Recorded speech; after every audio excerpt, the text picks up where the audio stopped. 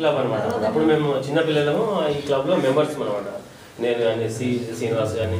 అప్పుడు మాకు cultural activities తెలుసు, అంతగానే ఎక్కువ తెలియదు అప్పుడు. దాని తర్వాత యూత్ క్లబ్లో కొంచెం ప్రోగ్రామ్స్ చేసాం, కల్చరల్ ప్రోగ్రామ్స్ చేసాం. మా వాళ్ళు కూడా చాలా బయటికి వెళ్ళారు, అరుణాచల్ ప్రదేశ్ కానీ మిజోరాం కానీ వెళ్ళొచ్చారు.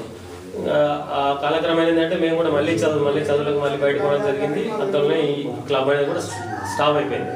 తర్వాత మళ్ళీ ఎప్పుడు స్టార్ట్ అయిందంటే ఒక 3 years 4 years బ్యాక్ అనమాట. గుడి కడదామని చెప్పేసి నేను ఇంకా నరసింహారెడ్డి అని మా ఫ్రెండ్ ఉంటాడు, నరసింహారెడ్డి, దేవేందర్ రెడ్డి.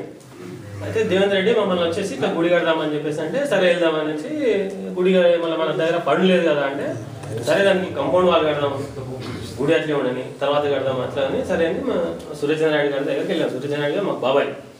వెళ్తానంటే ఏమనంటే మా బాబాయ్ ఏమనంటే ఈ గుడి కట్టడానికి మీరు కాంపౌండ్ కడితే లోపల గుడి అట్లే పాత గుడి ఉంటే కాంపౌండ్ కడితే ఇట్లా ఇది సరిపోదు కదా, కడితే కొత్త గుడి కడదామన్నాడు. అప్పటి వరకు కూడా సురేచంద్ర నాయుడు గారికి ఊరికి అంత టచ్ లేదు. అయితే లాస్ట్కి ఏమన్నాడు, మీరు కొత్త గుడి కట్టకపోతే నేను కూడా డబ్బులు ఏదో చేస్తాను, మీ ఇష్టం అంటే మీరు మీ ఇష్టం అంటే ఇది కావాల్సి చేసుకోండి అన్నాడు.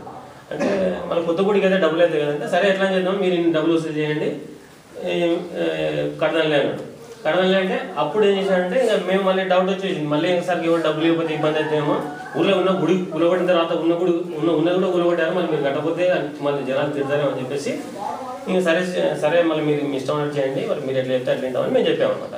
చెప్తే అంటే అప్పటికి ఏమనుకున్నాడు, ఏదో ఒకటి 3 లక్షలు 4 లక్షల గుడి 6 లక్షలు గుడి అయిపోద్ది అని చెప్పేసి అప్పుడు సురేచంద్ర నాయుడు గారు ఊరికి రావడం జరిగింది. అప్పటి వరకు ఈ యాక్టివిటీస్ కల్చరల్ యాక్టివిటీస్ కానీ సోషల్ యాక్టివిటీస్ కానీ ఏం లేవు అనమాట. అప్పటికి వచ్చిన తర్వాత ఇంతకుముందు చెప్పినట్టు కొన్ని ఇన్సిడెంట్లు అయినాయి, ఫ్యాక్టరీ అయింది అవన్నీ. దాని తర్వాత ఏంటంటే ఇంకా గుడి కడుతుంటే డబ్బులు కూడా ఎక్కువైపోయినాయి, మా దగ్గర కూడా డబ్బులు అంత లేకుండే. మొత్తం బాబాయ్ గారు సురేచంద్ర నాయుడు గారే మొత్తం దాదాపుగా 90% అతనే ఇన్వెస్ట్మెంట్ చేసి గుడి కట్టాడు. గుడి కడుతూనే ఈ ఇన్సిడెంట్ జరిగింది. దాని తర్వాత ఏంటంటే మనం కూడా మమ్మల్ని ఏమన్నా అరే మనం కూడా ఏదైనా చేద్దాం, ఇప్పుడు మనం ఇన్ని రోజులు మనం బయటకు వెళ్ళాము, ఇప్పుడు మనం అందరం ఒక లైఫ్లో సెట్ అయ్యాం కాబట్టి మరి ఇప్పుడు మనం ఏదైనా ఒకటి చేద్దాం, మరి ఏదైనా చేద్దామంటే సరే అని చెప్పేసి విలేజ్ కమిటీ ఒకటి పెట్టడం. తర్వాత విలేజ్ కమిటీలో కూడా ఊర్లో ఏ కుల సంఘాలు ఉన్నాయో ఆ కుల సంఘాల్లోకి వెళ్ళి ఇద్దరు మెంబర్స్ తీసుకోవడం. ఎందుకంటే ఒక్కొక్క కులం సంఘం ఉంది, మామూలుగా వేరే కులానికి ఒక్కొక్క సంఘం ఉన్నమాట.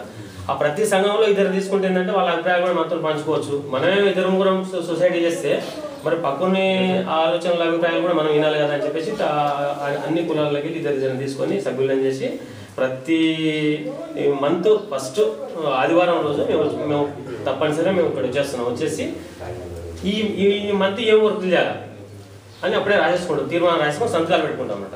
ఆ వర్కులు మళ్ళీ నెక్స్ట్ మీటింగ్ లోపల అయ్యే వరకు వర్కులు అయిపోవాలి. ఇంకా మొన్ననే మేము మామూలుగా ఫస్ట్ గేమ్స్ పెట్టాము, ఎప్పుడు పెట్టలేదు. మొన్ననే మామూలుగా గేమ్స్ పెట్టాము, తాలూకా గేమ్స్ పెట్టాము, వాలీబాల్ గేమ్స్ పెట్టాము. ఆ గేమ్స్ పెట్టి రాత్రికి మళ్ళీ అందరికి ఎంటర్టైన్మెంట్ కోసం కల్చరల్ ప్రోగ్రామ్స్ కూడా చేశాము. ఒక 2 days బాగానే చేసాము. కాకపోతే డబ్బులు ఖర్చు అవుతున్నాయి. మరి వీటికన్నిటికీ పరిష్కారం అంటే ఇంకా మరి మీరు చెప్తానంటే నెక్స్ట్ టైం నుంచి ఏమైనా మీకు ఏమైనా కొంచెం అంటే ఒక్కరి కోసం పర్సనల్ కాకుండా ఊరికి ఏదైనా చేయాలనుకుంటే ఈ మనకి ఇన్వెస్ట్మెంట్ ప్రతిసారి పెట్టాలంటే మనం పెట్టలేం కదా. అందుకోసం అని చెప్పేసి మీ అభిప్రాయాలు ఏమైనా ఉంటే మీరు కూడా చెప్తారంటే మీ ప్రకారం మీ గ్రామ డెవలప్మెంట్ కానీ కల్చరల్ యాక్టివిటీస్ కానీ ప్రతిదానికి మేము మీ సలహాతో మేము ముందరికి తీసుకుపోతాం అనమాట.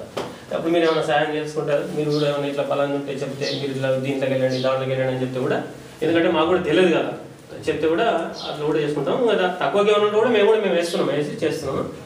మొత్తానికి అయితే ఊరిని డెవలప్ చేయాలని అనుకుంటున్నాం.